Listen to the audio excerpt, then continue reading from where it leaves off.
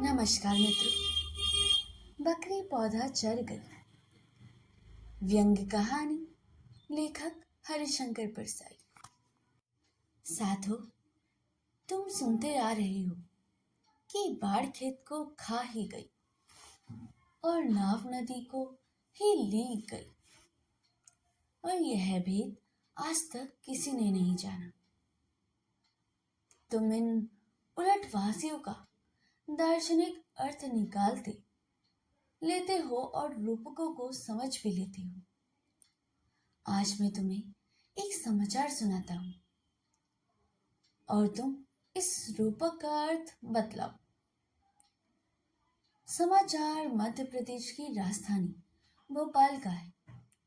सचिवालय के अहाते में जो वट वृक्ष प्रथम प्रधानमंत्री पंडित जवाहरलाल नेहरू ने रोपा था, उसे बकरी चढ़ गई। कहते हैं पौधे के आसपास जो चबूतरा था, उस पर बकरी चढ़कर पत्ते खा गई। वहां जो चौकीदार था, वह भी पौधे को बचा नहीं पाया। इस समाचार को पढ़कर कुछ लोग आश्चर्य करते हैं, कुछ सरकार की गफलत को धिक्कारते हैं और कुछ क्रोध भी करते हैं, क्योंकि आखिर पंडित जी ने पौधा लगाया था। मगर साधुओं को किसी पर गुस्सा नहीं करना है। हमें ठंडे दिमाग से इस रूपक का अर्थ निकालना है। साधु, इस घटना में 4 बातें हैं। पहला, पौधा पंडित जवाहरलाल नेहरू ने लगाया था। दूसरा, उसकी रक्षा के लिए आसपास चबूतरा भी बनाया, मगर बकरी उसे चबूतरे पर चढ़कर उसे खा गई। तीसरा, बकरी जो पौधा खा गई। चौथा, चौकीदार ने उसे खा भी जाने दिया। साधु, रूपक के न चारों अंगों पर ध्यान रखो, इसके साथ ही यह भी ध्यान रखो कि रक्षक चौकीदार में और भक्षक बकरी में कोई गुप्त समझौता है। हो सकता है बकरी ने पौधे को खाकर जो भीतर भीतर दूध बनाया, उसे चौकीदार को दूध लेने दिया हो, यानी पौधा दूध के रूप में थोड़ा चौकीदार को भी किसी रूप में मिल गया हो। साधु, अब अर्थ सुनो। पौधा पंडित जवाहरलाल नेहरू ने लगाया, यह सही है। यह पौधा 10 से 12 साल पहले ही लगाया था। प्रथम पंचवर्षीय योजना के समय यह पौधा लगाया गया था। तमाम इंतजाम किए गए थे। यह है राष्ट्रीय विकास का पौधा जो था। इसके आसपास तमाम योजनाओं के चबूतरे बनाए गए, जैसे ब्लॉक डेवलपमेंट, सहकारी आंदोलन, विभिन्न प्रोजेक्ट। इसकी रक्षा के लिए चौकीदार खड़े हो गए या किए गए, यानी बड़े अफसर, मंत्री और नेता जैसे लोगों को भी लगाया गया। साधु, मगर जो ही पौधा बढ़ा, भ्रष्टाचार की बकरी आई। उसने चौकीदार से कहा, तो मुझे पौधा चढ़ लेने देने, आखिर इसका दूध ही तो बनेगा, तो मुझे दूध देना। चौकीदार ने बकरी की योजना के चबूतरे पर चढ़ जाने दिया और बकरी पौधा चढ़ गई। साधु, विकास के पौधों को इस तरह चरा जा रहा है। तुम देखते हो ना कि ब्लॉक डेवलपमेंट अफसर की जीप 10 मील दूर तक लुढ़कती हुई पान खाने पर आती है। आधे मील सड़क बनाने का खर्चा 2 लाख रुपए तक आ जाता है।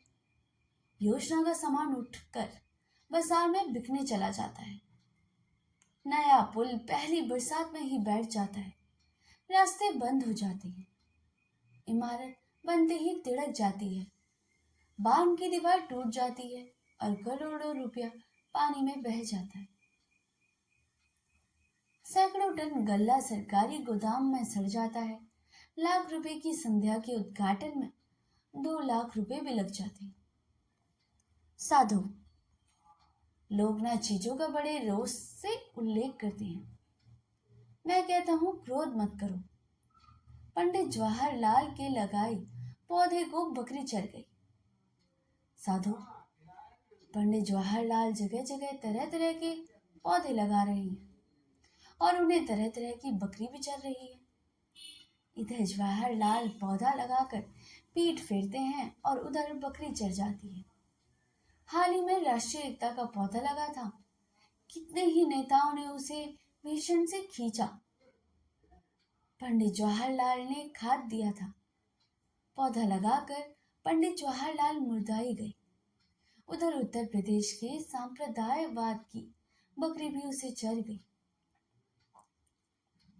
जवाहरलाल कांग्रेस के भीतर एकता का पौधा मदुराई में लगाकर हाथ धो ही रहे थे कि मध्य प्रदेश कांग्रेस के दलों ने कहा कि टिकट के मसले पर हम एक मत हो ही नहीं सकते, इसलिए यह काम लाल बहादुर शास्त्री को सौंपा जाए। पद लोपाताव की बकरी कांग्रेस की एकता के पौधे को चढ़ गई। साधु, किस किस पौधों को देखिए और किस किस को रोइए। तमाम चौकीदार बकरियों से मिले हैं और वे चले भी जा रहे हैं। साधु, भोपाल सचिवालय के अहाते में पौधा बकरी चढ़ गई। यह आज लोगों को दिखा है। चढ़ तो कब से रही थी। पिछली फरवरी में इसी मध्य प्रदेश में राष्ट्रीय एकता के पौधे को बकरी चढ़ गई। साधु, अब तो एक बड़ा मजबूत भयानक बकरा छुट्टा घूम रहा है। यह धर्म और संस्कृति की घंटी पहने फासिम का बकरा है। यह जनतंत्र के पौधे को तो क्या झाड़ कर चढ़ जाएगा। इसके सींगों से चौकीदार भी डरने लगते हैं। साधु, इसने बकरियों को मात कर दिया है। यह वट वृक्ष को चढ़ जाने का हौसला भी रखता है। साधु, पंडित जवाहरलाल से कहो कि पौधे लगाते हो तो उनके आसपास कांटों का तार भी लगवाएं, जिनसे बकरियों की थुंदड़ी फूट जाए और चौकीदारों को तो या तो बदले में या उनका गला दबाकर दूध उगलवाए।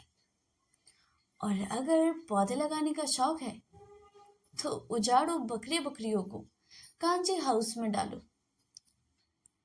वरना तुम पौधे रोपोगे और यह चढ़ते चले जाएंगे और अखबार छापेंगे कि आज यहाँ का पौधा चढ़ लिया है और कल वहां का। तो दोस्तों, यह कहानी यहीं पर समाप्त होती है। अगर आपको कहानी अच्छी लगी हो तो इसे लाइक, सब्सक्राइब और शेयर करना ना भूलिएगा। मिलते हैं अगली कहानी पर। तब तक के लिए धन्यवाद।